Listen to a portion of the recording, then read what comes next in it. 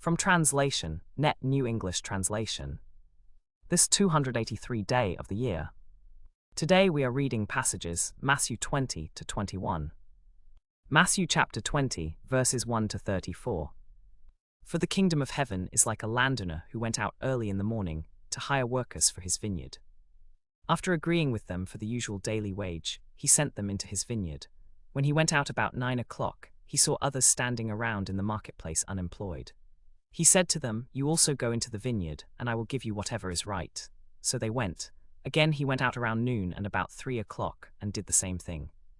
And about 5 o'clock he went out and found others standing around, and said to them, "Why have you been standing here idle all day?" They said to him, "Because no one has hired us." He said to them, "You also go into the vineyard."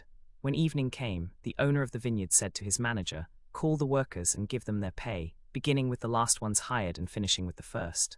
When those hired about 5 o'clock came, each received a full day's wage. And when the first came, they thought they would receive more, but each of them also received 1 denarius. When they received it, they began to complain against the landowner, saying, "These last fellows worked only 1 hour, and you have made them equal to us who bore the burden of the work in the heat of the day."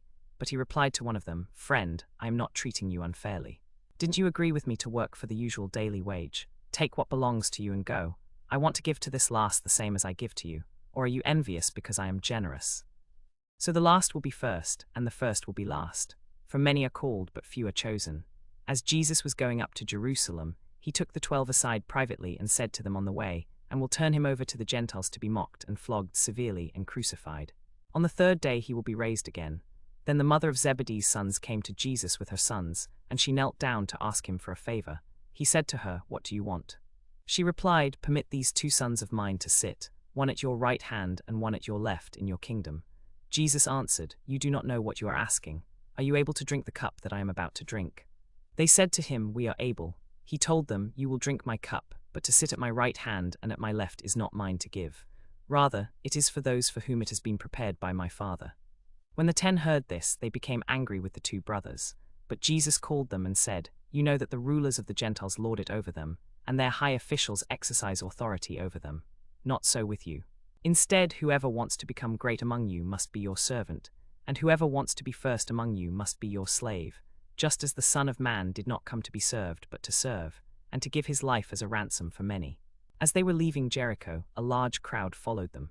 2 blind men were sitting by the road. When they heard that Jesus was passing by, they shouted, "Lord, have mercy on us, Son of David."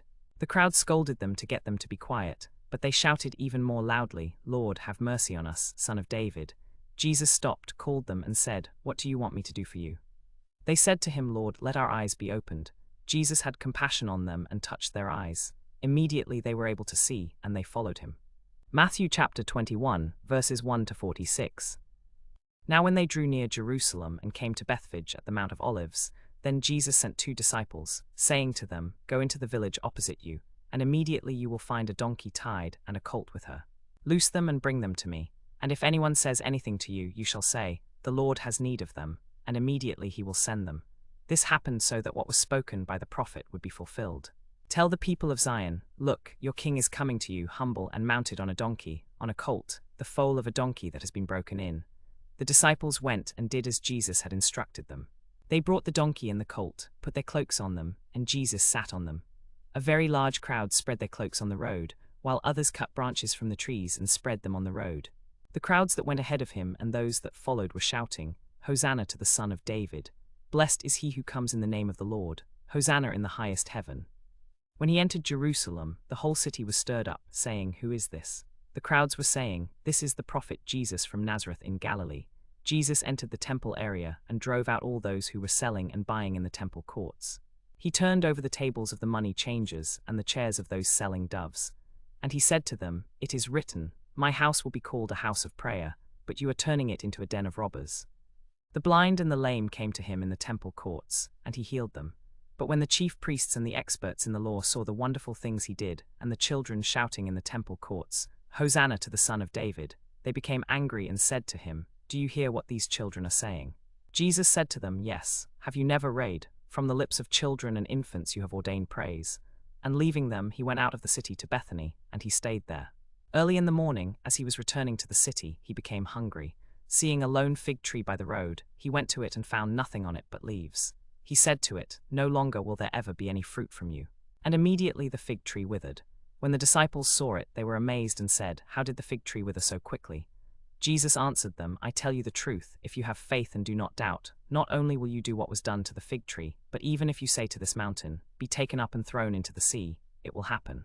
And whatever you ask in prayer, if you believe, you will receive." When Jesus entered the temple courts, the chief priests and the elders of the people came to him as he was teaching.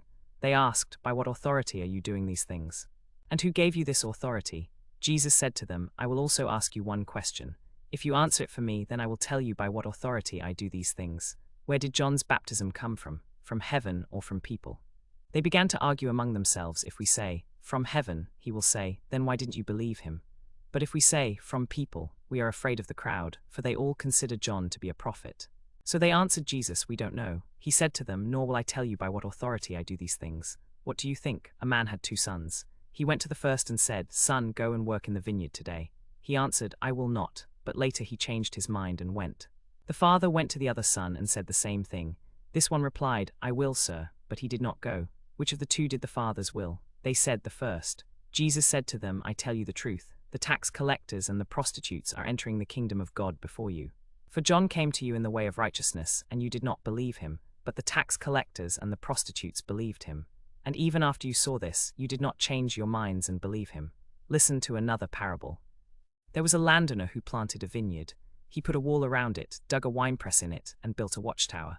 Then he leased it to tenant farmers and went on a journey. When the harvest time approached, he sent his servants to the tenants to collect his fruit.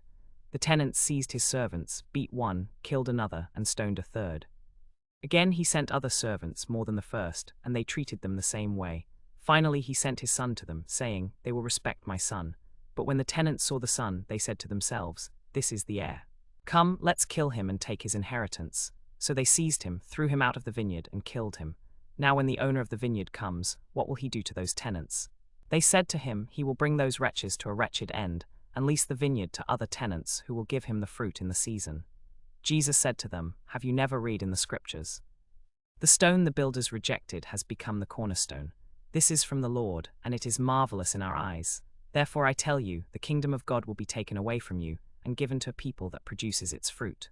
The one who falls on this stone will be broken to pieces, and the one on whom it falls will be crushed." When the chief priests and the Pharisees heard his parables, they knew he was speaking about them. Although they wanted to arrest him, they feared the crowds, because they regarded him as a prophet.